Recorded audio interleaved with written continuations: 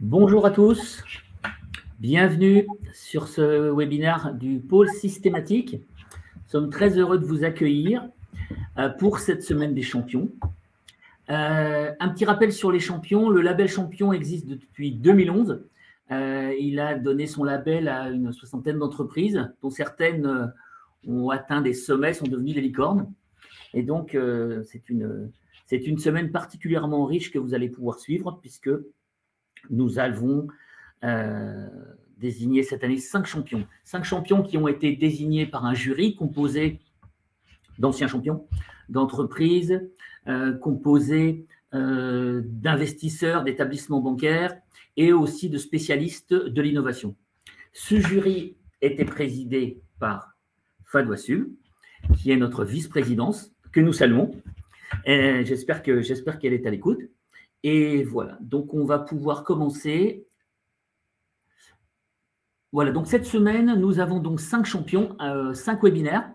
Ce que vous devez savoir, c'est que pour cette promotion 2022, le jury a placé ses champions, sa promotion 2022 sous le signe de l'adaptabilité et du pragmatisme. En particulier, 5 champions qui sont à la fois hybrides, qui font du soft, du hard, du cyber, de la santé, et qui ont su, au cours de cette année, particulièrement s'adapter aux évolutions de la conjoncture. Avec particulièrement, pour chacun d'entre eux, une dimension RSE qui a été particulièrement appréciée du jury.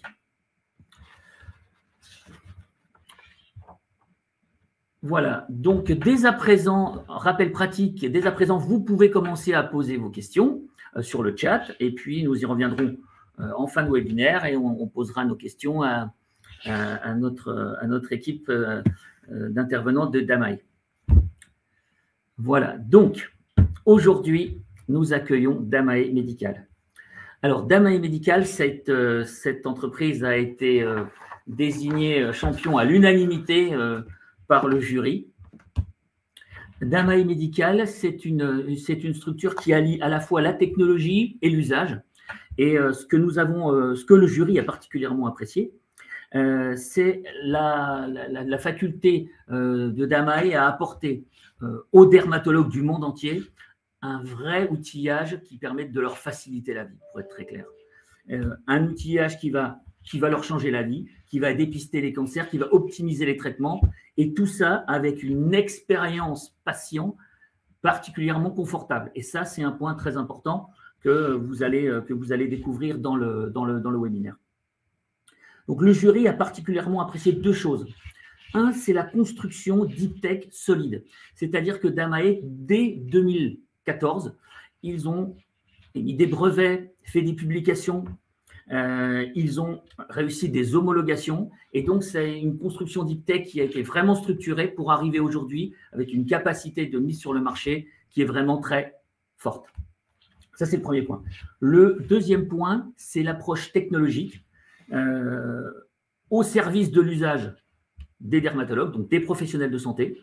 Et cette approche technologique, elle associe plusieurs choses. Un, de l'optique, très important, de la data, du hard, du soft et aussi du cloud. Et c'est cette association de technologies qui fait qu'aujourd'hui, eh bien, Damae est en mesure de présenter une offre technologique sur le marché à destination des professionnels du monde entier de très haute qualité. Voilà pour les présentations. Je vais maintenant laisser la parole à Anaïs et David qui vont nous présenter Damae Médical. Excellent webinaire à tous. Merci beaucoup, Christian, pour cette magnifique introduction. On va essayer d'être à la hauteur du pitch d'intro. Donc, en effet, chez Damae Médical, on réalise un dispositif d'imagerie optique. Notre objectif, c'est d'aider les dermatologues à améliorer leur prise en charge des cancers de la peau. Et donc, on est 3 cofondateurs, David, qui est le directeur technique de la société, et Arnaud, qui est le directeur scientifique de Damae Médical. Et donc, cette société a été créée en 2014, donc il y a un petit peu plus de 8 ans maintenant. Et notre vocation, c'est donc de prendre en charge les cancers de la peau de manière plus adaptée, plus précoce, moins invasive, avec un concept de biopsie optique qu'on va vous présenter. Et la particularité, peut-être en introduction, que vous devez savoir, c'est que le cancer de la peau n'a pas une épidémiologie constante et uniforme à travers le monde. Principalement, le cancer de la peau touche les populations à peau claire qui vivent au soleil. Donc là, vous voyez sur le graphe à droite les pays qui sont le plus ciblés. L'Australie, 2 Australiens sur 3 sont touchés par un cancer de la peau au cours de leur vie. L'Amérique du Nord, avec une incidence d'environ 1 habitant sur 5, et l'Europe occidentale avec 1 habitant sur 10. Et aujourd'hui, quand vous avez un grain de beauté suspect, le dermatologue il va examiner votre anomalie à l'aide d'abord de ses yeux. Donc c'est comme ça qu'il identifie les lésions les plus suspectes. Et s'il a un doute, il va regarder à l'aide d'un dermatoscope. C'est la deuxième étape sur ce graphe. C'est grosso modo une loupe qui éclaire la lésion. Et à ce moment-là, il ne va pas poser un diagnostic immédiatement. Pour poser un diagnostic, si c'est vraiment suspect, il va faire une biopsie, c'est-à-dire un prélèvement de la lésion. Et ce prélèvement va être envoyé au laboratoire d'analyse pour faire une analyse qu'on appelle histologique. C'est une analyse sous un microscope, après coloration, fixation. Donc ça prend entre 10 et 15 jours pour faire une analyse histologique. Et donc, ensuite, le laboratoire pose le diagnostic et le dermatologue doit mettre en place le traitement adapté. Donc, soit c'est plutôt un bon pronostic, donc c'est ce qu'il y a en haut du graphe. Et dans ce cas-là, il existe des traitements non invasifs comme la photothérapie dynamique ou encore des traitements topiques, des crèmes mis en place par des groupes pharmaceutiques. Et donc, dans ce cas-là, il y a un suivi qui se fait à l'œil nu. Et dans le cas d'un mauvais pronostic, la ligne inférieure, il faut faire un traitement chirurgical, donc une chirurgie du cancer, avec un examen des marges, c'est-à-dire de l'étendue du cancer. Donc le chirurgien plastique ou le dermatologue directement fait la chirurgie, l'envoie pour contrôle en analyse histologique pour valider avec le microscope que les marges sont bien saines et éviter une réopération ou faire la réopération, la reprise chirurgicale si besoin. Et donc, ce qu'on développe chez Damae Medical, c'est un microscope qui s'utilise directement sur le vivant, sur le patient. Donc, c'est vraiment un principe de biopsie optique où notre dispositif qui s'appelle DeepLive va permettre au dermatologue d'imager directement après l'examen visuel. Donc, le dermatologue a un outil qui va lui permettre de regarder en profondeur directement sur le patient in vivo la lésion et donc de poser un diagnostic immédiatement sans avoir le temps d'attente, en évitant du coup un certain nombre de biopsies qui peuvent être inutiles parce que bénignes, mais aussi en mettant en place soit un traitement invasif dans le cas où c'est un bon pronostic, soit en réalisant l'acte chirurgical avec préalablement le contrôle de l'étendue de la lésion pour éviter des réopérations ou une récurrence du cancer. Et DeepLive a aussi de la valeur en suivi du traitement, qu'il soit non invasif ou chirurgical, pour justement s'assurer que le traitement répond bien et voilà, être sûr que le patient a un suivi qui est quantitatif, précis et pas uniquement visuel. Donc aujourd'hui, pour vous donner une plus grande finesse sur la valeur du dispositif, ce qu'il faut voir, c'est qu'il y a 2 grands types de cancers de la peau. Il y a ce qu'on appelle les non-mélanoma skin cancer. Vous voyez, c'est à peu près 90% des cancers de la peau. Et il y en a 2 grands types, les carcinomes basocellulaires et les carcinomes spinocellulaires, BCC, SCC. Et puis, il y a les mélanomes qui sont très connus, qui représentent heureusement que 2% des cancers de la peau, mais qui ont une très forte malignité, c'est-à-dire qui métastasent rapidement et qui peuvent arriver à une généralisation du cancer et donc à un taux de survie qui peut être faible. Donc l'intérêt pour le mélanome vis-à-vis de la prise en charge, c'est vraiment le dépistage. Plus on dépiste de manière précoce un mélanome, plus le taux de survie est important. Donc il y a un vrai enjeu de ne pas laisser passer un mélanome et du coup le DeepLive permet de faire des biopsies optiques multiples, ce qui n'est pas possible avec une biopsie physique parce qu'on ne va pas faire 2, 3, 4 biopsies sur un patient. Donc il y a un enjeu de pouvoir imager plusieurs lésions pour être sûr de ne pas passer à côté d'un mélanome. L'autre proposition de valeur, c'est autour des carcinomes basocellulaires. Donc là, ils ne métastasent pas, donc ils sont moins malins, entre guillemets. Par contre, ils ont une tendance à grossir. Et donc, il y a un enjeu de diagnostic précis pour pouvoir aussi permettre des traitements non invasifs. en l'occurrence sur les basal cell carcinoma, les carcinomes basocellulaires, BCC, il y a une possibilité de les traiter de manière non invasive, non chirurgicale, comme montré tout à l'heure, avec une crème, notamment. Et donc, il y a un vrai intérêt pour le patient d'avoir un traitement non invasif. C'est-à-dire, tout son parcours patient va être non invasif, le diagnostic et le traitement. Et enfin, il y a un enjeu, une fois si le traitement il est chirurgical, de faire de l'appréciation de marge, donc c'est-à-dire connaître l'étendue d'une pathologie pour éviter la réopération, mais aussi éviter de trop enlever, parce que la majorité des cancers de la peau apparaissent sur le visage, avec des zones fonctionnelles très importantes, les yeux, le nez, la bouche, et donc gagner quelques centimètres, millimètres sur ces zones-là de chirurgie et conserver des tissus fonctionnels, c'est extrêmement clé dans cette pratique. Donc voilà sur la partie médicale, et je laisse la main à David pour vous présenter la technologie. Bonjour à tous, je vais vous présenter un peu plus en détail maintenant les différentes techniques d'imagerie optique qui sont utilisées dans le domaine biomédical et notamment en dermatologie. Donc il y a principalement 2 techniques de référence qui ont été développées pour d'autres domaines d'imagerie médicale et qui ont été plus récemment adaptées à l'imagerie de la peau pour la dermatologie. On a une première technique qui est la microscopie confocale en réflectance, RCM, qui est vraiment un microscope in vivo. Donc, ça fournit des images horizontales en face par rapport à la surface de la peau, avec un niveau de résolution cellulaire et cependant avec une profondeur de pénétration qui est limitée. On évalue à environ 150 micromètres, donc on voit vraiment que la première couche de la peau, l'épiderme. Ensuite, la deuxième technique de référence, c'est l'OCT. Là, c'est une technique qui fournit des images verticales, donc dans la même orientation que les images d'histologie dont on parlait tout à l'heure, avec une profondeur de pénétration plus grande, on va jusqu'à 1 mm dans les tissus. Par contre, l'inconvénient, c'est qu'on n'a pas le même niveau de résolution, on n'a pas une résolution cellulaire. Et donc, la technologie qu'on a développée chez Damae Medical, qui s'appelle la LCOCT, combine l'avantage de ces 2 techniques, c'est-à-dire qu'on a un niveau de résolution cellulaire à l'échelle du micromètre, on a une profondeur de pénétration dans les tissus qui est de l'ordre de 500 microns, donc on arrive à bien voir les premières couches de la peau. Et en plus, on va au-delà, c'est-à-dire qu'on est capable de fournir des images en 3D, comme on peut le voir sur l'image à droite. Donc c'est une technologie qui a été inventée par le professeur Arnaud Dubois, qui est donc le directeur scientifique de l'entreprise, au laboratoire Charles Fabry, et qui a ensuite été transférée à Damae Medical lors de la création de l'entreprise. Donc on vous a remis un schéma simplifié du fonctionnement technique.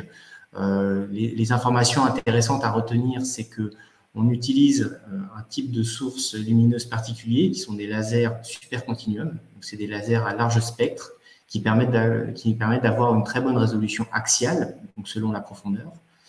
On a ensuite un système interférométrique de type linéique, c'est-à-dire qu'on utilise des objectifs de microscope avec une bonne ouverture numérique, donc qui permet d'avoir une très bonne résolution latérale. Ensuite, on utilise la particularité qui a donné son nom au line field, c'est qu'on fait un éclairage de la peau selon une ligne. Et ensuite, le signal interférométrique est détecté sur une caméra linéaire, donc une ligne de pixels, ce qui permet d'augmenter, grâce à ce système de filtrage confocal en ligne, ça permet d'augmenter la sensibilité en profondeur.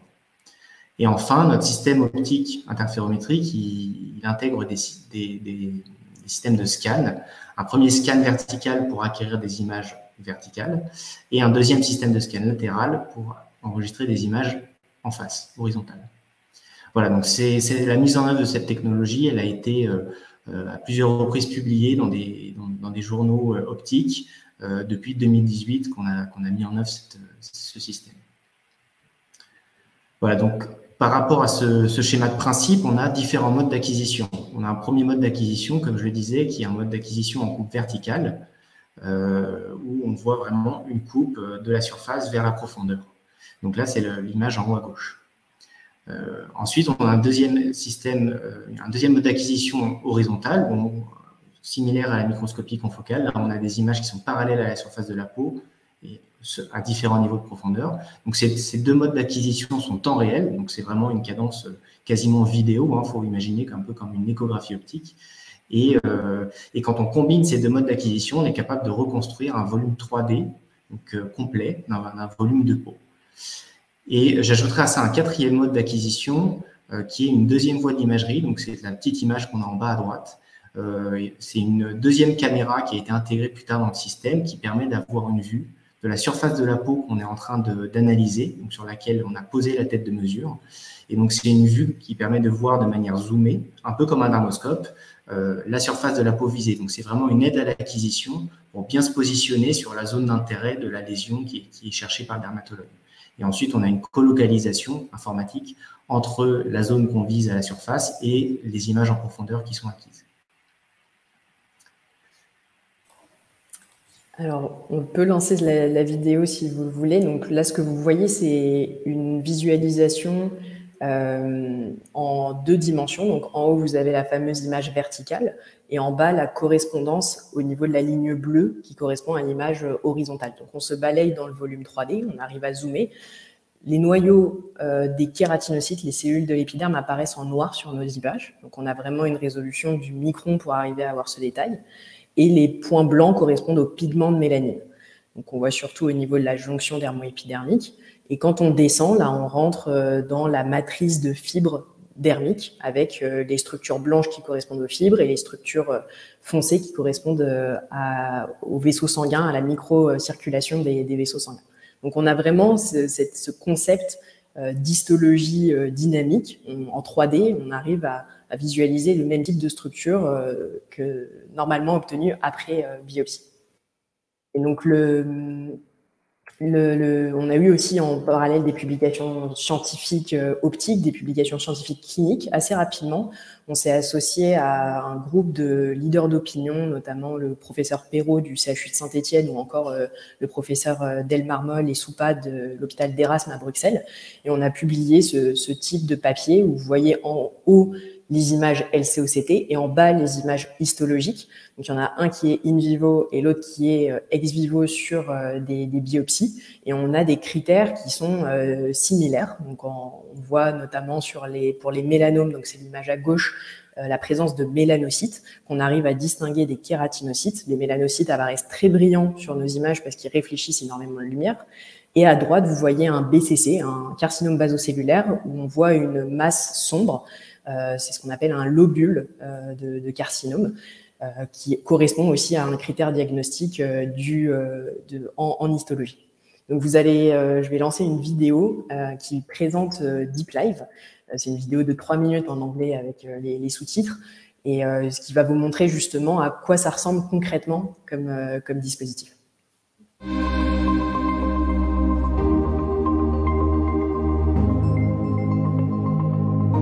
Skin cancer has become a major health issue in various parts of the world. The current diagnostic process includes a visual inspection of the skin's surface and, if necessary, a diagnostic biopsy for microscopic analysis of the skin layers. Today, we present DeepLive.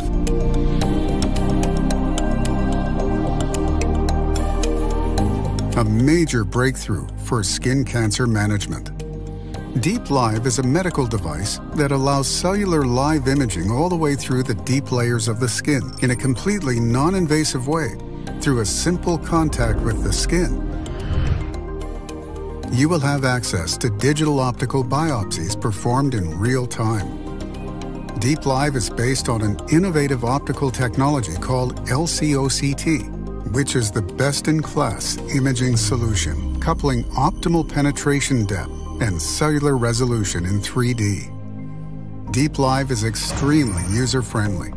Within a few seconds, you can fill in patient and lesion information and then proceed to imaging. The portable probe has been designed to scan any skin site on the body. The integrated top-view camera allows instant positioning and precise navigation over the different areas of the lesion. DeepLive offers 3 LCOCT acquisition modes. Vertical imaging similar to histological sections. Horizontal imaging down to 500 microns in depth. Unprecedented 3D imaging performed within a few seconds, allowing a global understanding of the lesion. About 10 LCOCT images are acquired every second, streaming in real time an unmatched level of vivo information.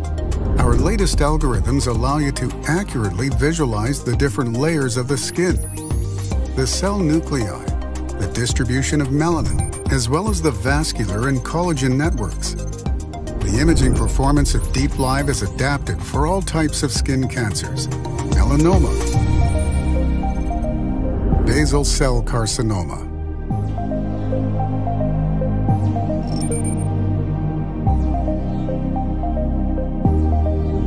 and squamous cell carcinoma.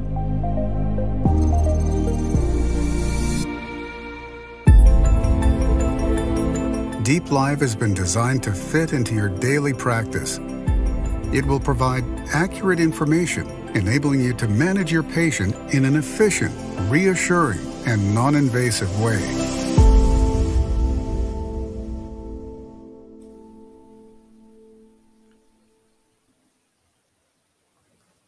Super. Alors, ce que vous avez vu ici, et c'est ce tableau récapitulatif, ce qui est intéressant de voir, c'est qu'en bleu, vous avez les performances techniques comparatives par rapport aux technologies que vous pouvez connaître de microscopie confocale ou d'OCT.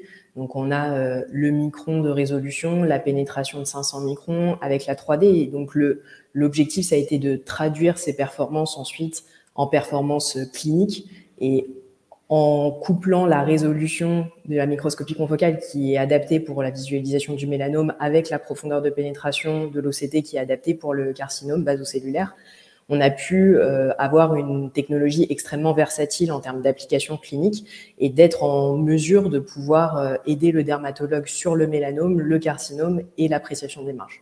Donc c'est vraiment le positionnement clé de la société, de pouvoir être l'outil compagnon du dermatologue sur de nombreuses propositions de valeur. Ouais, donc la vidéo que vous venez de voir présente le dispositif DeepLive qu'on a développé et qui est commercialisé depuis 2020. Mais pour arriver à ce dispositif, il y a eu pas mal de développements techniques qui sont étalés sur 6 années.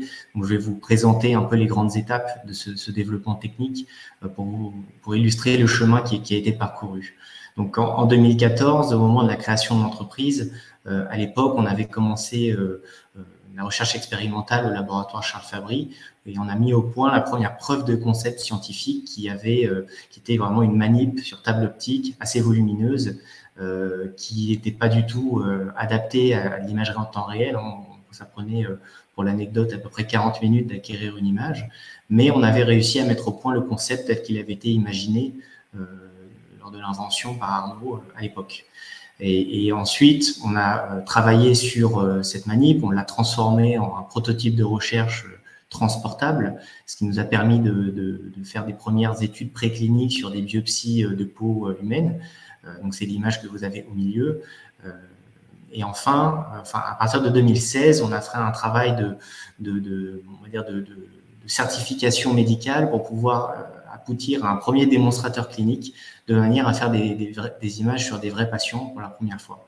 Et donc, c'est à partir de fin 2016 qu'on a installé le démonstrateur que vous voyez en photo à droite au CHU de Saint-Étienne dans le service du professeur Jean-Luc Perrault, ce qui nous a permis de faire des premières images sur des patients, même si à l'époque, c'était un espèce de gros microscope rotatif, donc pas tout à fait adapté à la pratique courante, mais au moins, ça nous a permis de faire ces premières expérimentations cliniques. Ensuite, à partir de 2016-2017, on est rentré dans un cycle de développement produit réellement et on a avec comme principal objectif de miniaturiser le système d'imagerie et on a abouti en 2018 à un premier dispositif miniaturisé que vous voyez en photo à gauche, donc une sonde portable qui avait été designée et qui était reliée à un chariot déjà à l'époque. Ce qu'il faut noter, c'est qu'à l'époque, on faisait uniquement des images 2D verticales. Donc, c'était un mode de réalisation de la technologie qui était partiel par rapport à ce que c'est aujourd'hui. Et à peu près au même moment où on a fait ces premiers prototypes, on avait mis au point au laboratoire la possibilité de faire ces images en face horizontale et ces images 3D. Donc, on s'est dit, c'est vraiment une avancée technologique majeure et on s'est dit qu'on allait faire un pas en arrière dans notre développement technique pour repartir du laboratoire et redévelopper finalement un produit qui a intégré tous ces modes d'acquisition et ces fonctionnalités optiques. Et donc, c'est ce qu'on a fait et on a abouti en 2019 à un premier prototype de sonde portable, mais cette fois qui faisait de l'imagerie 3D. Et donc, à partir de là, on a équipé nos différents partenaires cliniques qu'Anaïs mentionnait au début. Donc, on a 6 partenaires privilégiés qui sont des services experts de dermatologie européens. On a le CHU de Saint-Étienne, l'hôpital Erasme à Bruxelles, et on a un centre en Italie à Sienne, un centre à Barcelone en Espagne et 2 centres en Allemagne, à Augsbourg et à Munich. Et avec ces premiers prototypes en 3D, on a vraiment pu faire des études cliniques très précises sur les différents cancers de la peau et les performances cliniques de la machine. Et enfin, en 2020, on a abouti, après une dernière itération de développement et d'amélioration du produit, à la conception de Deep Life tel qu'il existe et tel qu'il est commercialisé aujourd'hui. Voilà, et depuis 2020, donc on a lancé la commercialisation du produit et donc en même temps, on a lancé tout le travail d'industrialisation et de production de ces dispositifs. Et donc aujourd'hui, au bout de 2 ans, on a fabriqué à peu près 55 unités, enfin pas à peu près, 55 unités réparties sur 5 batchs de production. On travaille pour ça avec 2 sous-traitants industriels et on s'appuie sur leur expertise et sur leur infrastructure pour la production de nos machines. Et du coup, on a une stratégie qui est aujourd'hui majoritairement externalisée chez eux. Donc, ce qui fait qu'on a 3 sites de production, mais complètement en France. Donc, c'est un produit qui est made in France. Et là, on est en train de relancer pour les 2 prochaines années un nouveau batch de production qui sera à plus d'une centaine d'unités. Donc, on est vraiment en train de monter en cadence au niveau industriel pour suivre justement les ambitions de développement commercial de l'entreprise. Et donc, sur cette slide, on a mis un récapitulatif de quelques chiffres, KPI, sur l'historique de la société à fin 2022. Donc, d'abord, sur les sujets de propriété intellectuelle, on a une stratégie de dépôt de brevets qui est relativement marquée, qui suit tous les développements et les innovations techniques qu'on peut faire au niveau de notre R&D.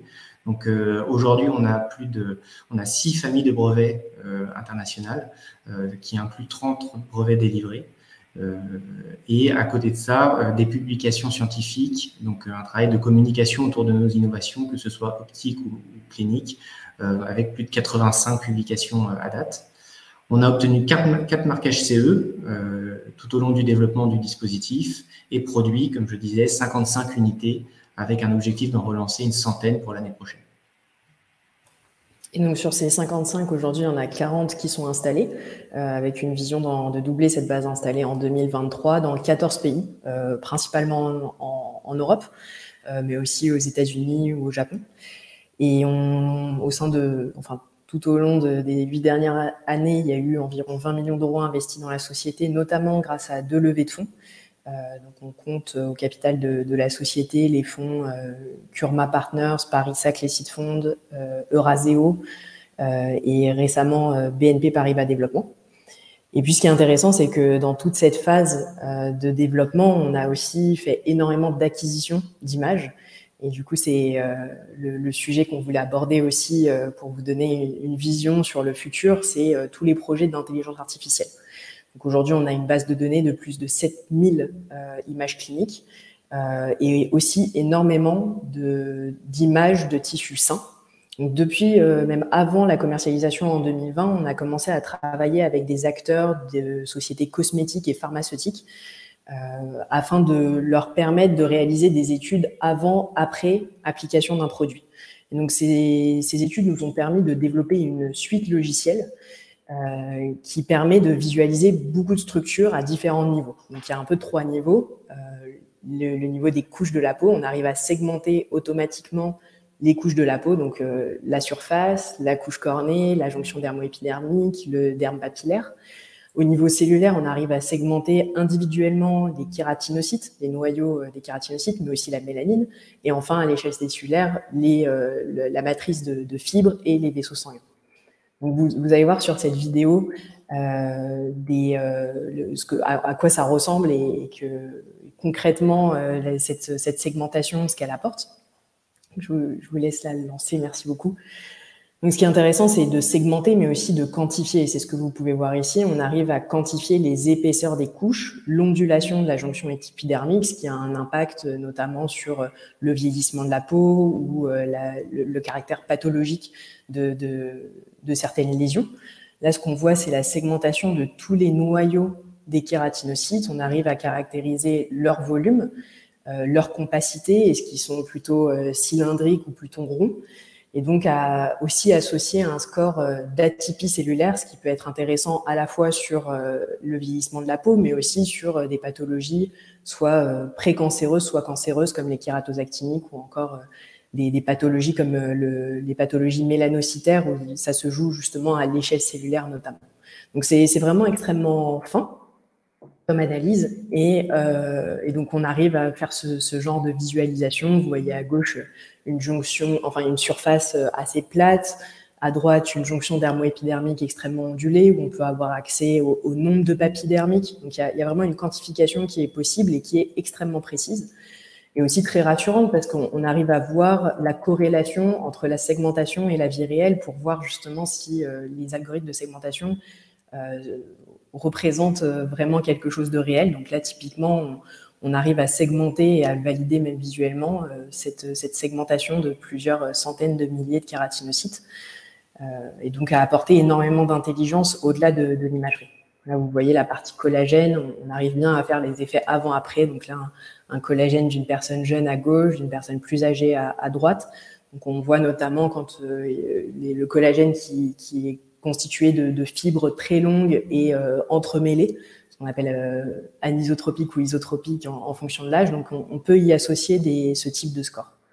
Et on fait aussi ce type de visuel pour l'industrie cosmétique, où on voit par exemple l'augmentation de l'épaisseur de la couche cornée, SC, et de l'épiderme vivant, stratum spinosum, après 3 mois d'application d'un produit.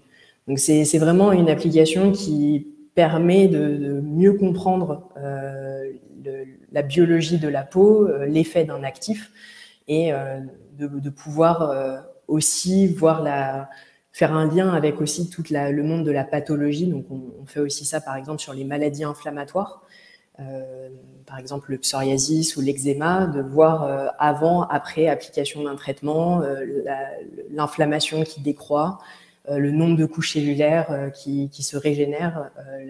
On voit le processus de maturation des kératinocytes, donc qui se crée au niveau de la jonction dermo-épidermique et puis qui monte jusqu'à la surface de la peau. Donc c'est des choses qui sont extrêmement intéressantes d'un point de vue cosmétique et aussi préclinique, mais comme David va vous le présenter, on a aussi pas mal d'applications directement dans le monde médical autour des cancers de la peau.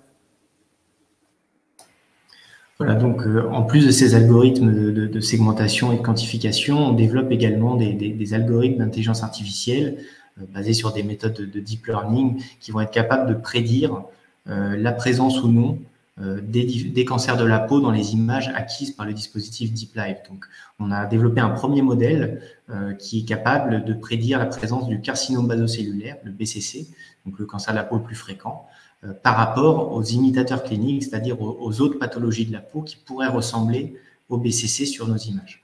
Donc, c'est un modèle qui a été entraîné sur plus de 1000 lésions labellisées par nos experts cliniques et qui fournit un score de confiance relatif à la présence ou non du BCC dans l'image acquise. Et donc, ce modèle, on va pouvoir voir sur la vidéo que ce modèle, il a été intégré dans le logiciel DeepLive.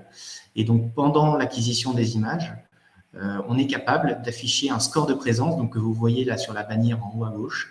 Donc là, c'est une image de carcinome basocellulaire évident, donc il est à 100% tout le temps.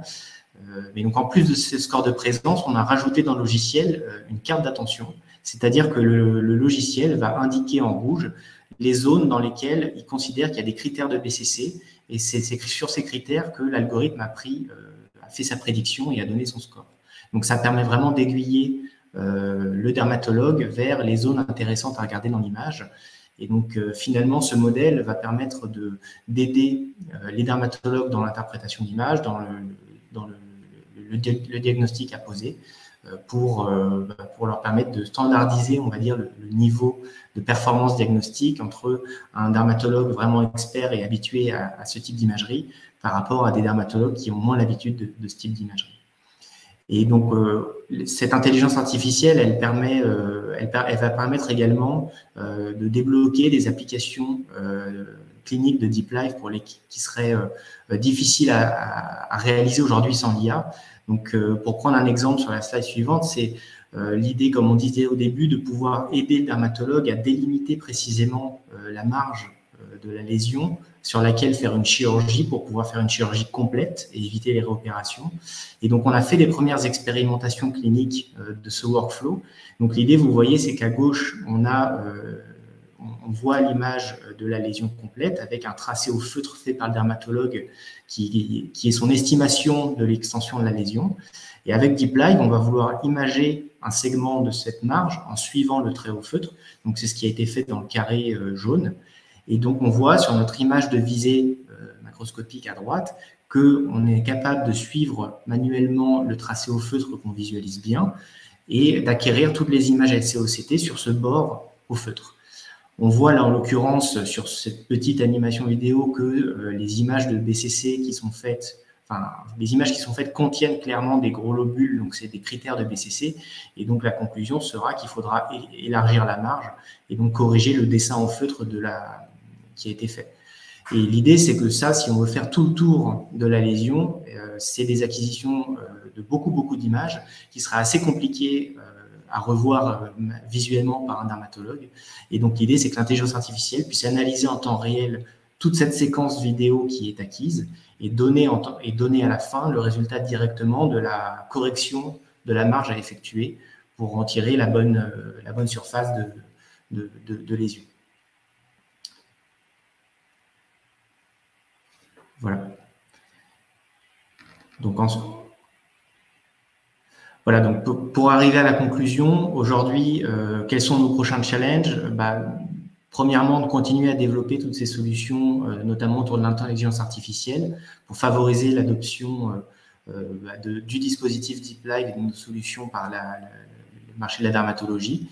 Et notamment, ça permettra également de favoriser une transition entre notre modèle économique d'aujourd'hui, qui est de vendre l'équipement, vers une solution, un modèle économique de paiement à l'utilisation qui serait plus simple, plus facile à déclencher grâce à ces solutions d'IA, d'aide au diagnostic.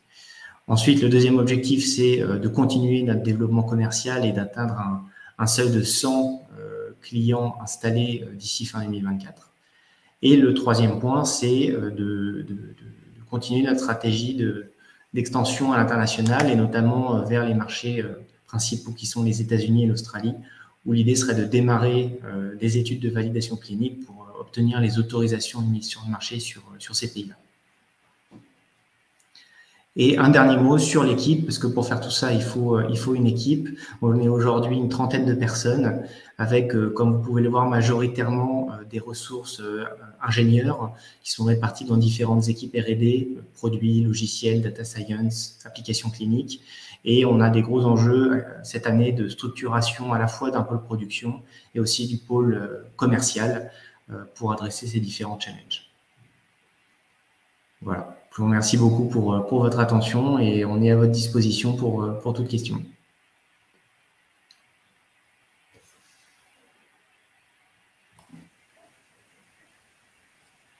Pardon. J'ai vu qu'il y avait des questions, mais est-ce que Christian, tu veux reprendre la main? Oui, eh bien, écoutez, en tout cas, merci Anaïs et David là, pour cette brillante présentation. Là, on voit bien l'étendue du chemin parcouru et les perspectives d'avenir qui sont vraiment très, très intéressantes et qui sont très, très structurées en tout cas. Et donc, félicitations de la part du jury et de tout le pôle pour votre travail accompli et puis pour votre label de champion. Alors, effectivement, nous avons des questions. Anaïs, David, vous les voyez les questions? Vous arrivez à les voir? Donc, la première question de Philippe Hercelin. Est-il prévu à terme une analyse du contenu produit 2D, 3D par LCOCT via Machine Learning? Oui, je pense qu'on y a répondu sur la fin de la présentation. Effectivement, on a tout un programme R&D de développement d'outils de machine learning, ou de deep learning en l'occurrence, qui font à la fois les segmentations et les quantifications des images, et à la fois la classification de l'aide au diagnostic. Et je crois d'ailleurs, j'en profite, il y avait une question reliée à ça sur est-ce que l'IA analyse la série d'images en 2D ou directement le fichier 3D. Alors ça dépend des algorithmes. Pour la segmentation, pour la segmentation des structures, on a les deux. On a des modèles 2D, des modèles 3D. Par exemple, pour la jonction entre l'épiderme et le derme, on peut soit segmenter la ligne entre l'épiderme et le derme en 2D, soit directement toute la surface, comme l'image, le visuel qui était montré sur le slide. Par contre, sur la partie prédiction, on entraîne exclusivement nos algorithmes sur des images 2D. Très clair, merci Thierry. Autre question de Philippe Gandillet. Êtes-vous en relation avec la French Healthcare qui stimule les coopérations internationales en matière de santé? Oui, j'allais répondre que je savais de nom que c'était en lien avec l'international. J'ai pas plus d'informations, mais si ça peut paraître intéressant, avec plaisir pour en discuter. Aujourd'hui, à l'échelle internationale, on est assez implanté en Allemagne parce qu'il existe une prise en charge généralisée, donc un code de remboursement en Allemagne. Donc il y a vraiment un modèle économique qui existe à la fois pour les structures hospitalières, les cliniques, mais aussi pour les dermatologues libéraux. Donc on a une vraie stratégie aujourd'hui commerciale en Allemagne avec pas mal d'enjeux humains, comme le mentionnait David, de recrutement, de structuration, mais aussi probablement un jour de filiale. En Europe, il y a aussi bien sûr l'Italie, qui est un pays qui fonctionne bien pour nous. Et puis aussi bien sûr les US qui sont un enjeu assez clé pour le futur de la société, où on n'est pas encore énormément implanté. Je pense qu'on a 4-5 dispositifs, mais c'est un sujet où on aimerait aussi avancer en 2023 et en 2024. Donc si ça peut paraître pertinent, avec grand plaisir pour regarder de plus près. Très bien. Et puis, alors moi, j'avais une question. C'était concernant justement je me demandais si votre plateforme avait un intérêt, ou vous l'aviez envisagé aussi pour la formation des professionnels de santé. Parce que, au vu de la démonstration, et ça paraît je veux dire, logique, qu'un professionnel en formation, qu'il soit hospitalier ou indépendant, ou forcément, avec ce type de matériel, il peut plus facilement acquérir les bons réflexes et en tout cas éviter les erreurs de débutants. Est-ce que c'est une approche que vous avez envisagée, ou est-ce que les datas que vous collectez permettent peut-être d'avoir des visions un petit peu par niveau de compréhension? Est-ce que c'est des choses que vous avez envisagées? Ouais, c'est un très bon point, Christian. En effet, comme vous avez pu le voir, on l'a fait très rapidement, mais je pense que vous voyez à peu près sur les images de carcinome basocellulaire ce que c'est un lobule. Après avoir vu une rapide présentation, des rapides vidéos, c'est ces grosses masses noires. Donc ça, c'est le niveau débutant. Après, c'est sûr qu'il y a des cas compliqués, comme dans tous les cas médicaux. On arrive facilement à couvrir les cas simples. Après, dans la finesse, il y a des imitateurs qui sont très ressemblants au carcinome basocellulaire, et donc il faut une finesse d'interprétation, et c'est aussi à ça que sert l'IA. C'est de pouvoir être bon sur ces cas très très compliqués aussi. Mais en effet, il y a une facilité de diagnostic que tous les utilisateurs nous remontent, et ce qui n'est pas forcément le cas de la dermatoscopie, l'imagerie de surface, où aujourd'hui le but c'est d'être extrêmement sensible, donc de réaliser une biopsie à chaque fois qu'on a un doute. Mais c'est très compliqué aujourd'hui de poser un diagnostic précis basé sur une imagerie de surface seulement. Donc il y a vraiment en effet, c'est plus simple de ce que nos médecins disent, de poser un diagnostic sur la LCOCT que sur la dermatoscopie. Et aussi, ce qui est intéressant de voir, c'est qu'il y a une vraie corrélation entre les deux. C'est pour ça qu'on a aussi rajouté cette imagerie de surface. C'est qu'il y a une complémentarité des critères diagnostiques. Et l'imagerie de profondeur seule ne suffirait pas à poser un diagnostic complet. Et c'est intéressant de savoir, de recontextualiser là où on est sur la lésion, quelle zone du corps il s'agit, est-ce que la personne est allée au soleil avant. Enfin, il y a beaucoup de critères et c'est pour ça qu'il ne s'agit pas juste d'une image. Il y a vraiment beaucoup d'informations qui arrivent au médecin qui, lui, pose un diagnostic complet basé sur tous ces critères macro. Donc, il y a une complémentarité d'informations qui est nécessaire pour poser un diagnostic précis. Et en effet, on commence tout juste à intégrer les formations qui peuvent se faire notamment lors des congrès spécialisés en dermatologie. Et donc, ça passe aussi par un travail de publication. On a aussi des outils comme des atlas d'images, des quiz pour les dermatologues pour les aider et les accompagner au cours de la formation. Non, très clair, effectivement, c'est un vrai plus pour l'enseignement et puis pour garantir la qualité des professionnels de santé et eux également pour les rassurer. Et puis, j'avais une autre question que j'avais préparée en préparant ce webinaire. C'est effectivement, il y a un marché qui est très important, en particulier en Amérique du Nord, c'est sur les équipements UV pour bronzer. Et je me demandais si, typiquement, vos équipements avaient un sens à être, j'allais dire, à être corrélés avec ces matériels, avec ces marchés, qui finalement sont un peu aussi les pourvoyeurs malheureusement de problèmes de peau. Et si cette approche-là, finalement, avant même qu'il y ait une maladie ou qu'il y ait quelque chose de néfaste de détecter, vous aviez envisagé, ou peut-être il y a des gens qui se sont intéressés à l'usage de votre plateforme pour ces marchés-là?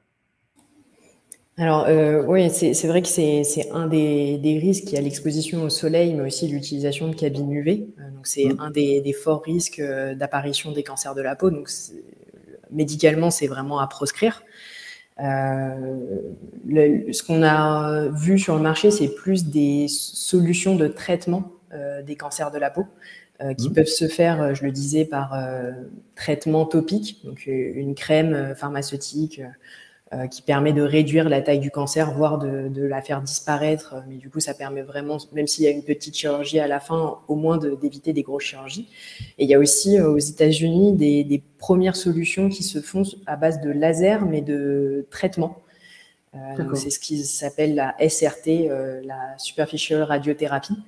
Et donc là, il y a un possible enjeu de pouvoir guider le traitement par imagerie, un petit peu comme ce qui peut se faire sur des ultrasons à haute fréquence qui permettent à la fois d'imager et de traiter. Donc là, on pourrait aussi imaginer être soit présent au moment du traitement pour dire on cible à telle profondeur parce qu'on a vu que le cancer est présent à telle profondeur, ou même de le faire avant et après pour vérifier quand est-ce qu'il faut arrêter le traitement. Ça, c'est une des indications qui a été remontée lors des publications cliniques, c'est que parfois cliniquement, c'est-à-dire à l'œil nu, le cancer semble avoir disparu, alors qu'en profondeur, il reste des lobules.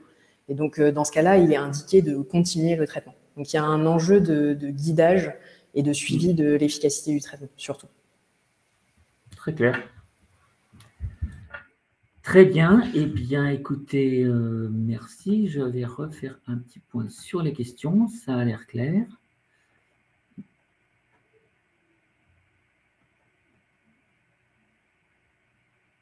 Alors, apparemment, il y aurait d'autres questions que je n'ai peut-être pas vues. Et oui, effectivement, j'avais raté les premières questions. Alors, question de Vincent Fenet. L'analyse via IA se fait-elle en offline ou doit-elle passer par vos serveurs? Alors, les modèles d'IA qui ont vocation à être utilisés, comme je l'expliquais, en temps réel pendant l'acquisition, ils sont embarqués sur le dispositif. Comme vous avez vu sur la vidéo, la sonde d'imagerie, elle est connectée à un chariot qui intègre un bloc électronique dans lequel il y a le laser, toute l'électronique nécessaire pour le fonctionnement du système. Et cette unité centrale inclut une carte graphique nécessaire pour faire tourner les modèles. Donc, l'analyse, elle se fait en offline, c'est-à-dire sur la machine embarquée. Très clair. Et toujours une question de Vincent. L'analyse via IA se fait-elle sur une résolution complète ou sur des images ou des plus petites images ou sur des images dégradées? Alors, de la même manière, comme c'est une analyse qui se fait en temps réel sur l'acquisition, c'est fait sur la résolution complète. Sur la résolution complète. Voilà. Très clair. Autre question de Gabriel Charlet. Quelles sont les spécialités du laser? Longueur d'onde, largeur spectrale, puissance. Est-ce un coût important du système? Oui, alors comme je l'ai rapidement mentionné, c'est un laser assez spécifique, effectivement. C'est un laser super continuum. Donc, c'est par définition un laser de large spectre. Donc, nous, en pratique, on n'utilise pas toute la plage spectrale complète. On utilise celle qui nous intéresse le plus, qui est centrée dans le proche infrarouge, à 800-850 nanomètres. Et on utilise une largeur spectrale de quelques centaines de nanomètres. Donc après, la puissance, entre celle qui sort du laser et celle qui est injectée sur la peau du patient, elle est beaucoup diluée. Donc voilà, c'est une puissance qui en tout cas est suffisamment petite pour ne pas impliquer aucun risque, aucun danger, ni pour la peau, ni pour l'œil du patient. Et ça, c'est des certifications qu'on fait pour le marquage CE. Voilà, et c'est un coût important du système. Effectivement, c'est des lasers, comme c'est des lasers assez spécifiques et hautement technologiques, c'est des coûts importants. C'est un coût important du système. Très clair, merci. Merci David. Autre question d'un des membres du pôle. Avez-vous continué à travailler avec le laboratoire Charles Fabry au-delà de la valorisation du brevet historique? Oui, effectivement. Donc le professeur Arnaud Dubois a conservé lui ses fonctions d'enseignant-chercheur à l'Institut d'optique, tout en étant directeur scientifique de Damae Médical. Et donc on a un contrat de collaboration de recherche avec son laboratoire, avec le laboratoire Charles Fabry, pour lequel on continue du coup de faire de la recherche en partenariat scientifique. Et notamment, ça se traduit par des thèses. Donc il y a des thèses en contrat CIFRE qui sont accueillies chez Damae Médical, dans l'entreprise, et qui sont dirigés par Arnaud en tant que directeur de recherche au laboratoire. Et très clair. Donc, cette collaboration, elle se fait sur des projets de recherche avancés, comme vous pouvez l'imaginer, donc sur des futures évolutions possibles de la technologie, des futures applications possibles du produit. Très clair. Autre question de Vincent. L'analyse via IA est-elle faite sur une série d'images en 2D, coupe, ou directement sur le fichier 3D? Ça, on en a un petit peu parlé déjà. Oui, j'ai répondu tout à l'heure. Effectivement, c'était sur des 2D. Sur la 2D. Une question ensuite d'un membre de Systématique. Comment les dermatologues français se positionnent par rapport à cette technologie? Est-ce qu'il y a des études cliniques en cours? Oui, c'est un point assez d'actualité pour nous parce qu'en début 2023, on a annoncé que nous allions lancer en 2023 une étude médico-économique en France. Donc aujourd'hui, l'acte de LCOCT, contrairement à l'Allemagne, n'est pas pris en charge en France, c'est-à-dire qu'il existe des cotations pour la biopsie, l'examen clinique, l'examen dermoscopique, mais pas l'examen LCOCT, pas encore. Et donc c'est sûr que il faut quand même trouver un modèle économique pour le dermatologue, et aujourd'hui, il ne peut pas simplement faire l'acquisition de l'équipement et essayer de le rentabiliser en faisant payer quelques patients qui en ont les moyens ou non. Donc, il faut vraiment que ça passe par la création d'un code et d'une cotation financière associée. Et donc, cette étude qui s'appelle EcoBaso, qui a été cofinancée par BPI France dans le cadre de France 2030. Et c'est une étude sur 900 patients, 8 centres, 4 centres privés et 4 centres hospitalo-universitaires. Et l'objectif, c'est de montrer que Deep Life permet, notamment sur le carcinome basocellulaire, de faire économiser des coûts au système de santé. Donc, c'est une vraie étude médico-économique avec un recrutement patient et un suivi du patient sur 1 an pour mesurer il y aura 2 groupes de patients, 450 patients qui auront accès à Deep Live et 450 patients dans le parcours classique et mesurer le delta de coût pour pouvoir aussi supporter les arguments vis-à-vis de la Haute Autorité de Santé, notamment dans le cadre de la création d'un acte. Donc pour l'instant, les dermatologues français, ils sont très motivés d'un point de vue innovation, d'un point de vue recherche clinique, et ils ont hâte que ce remboursement arrive. Ouais, très clair.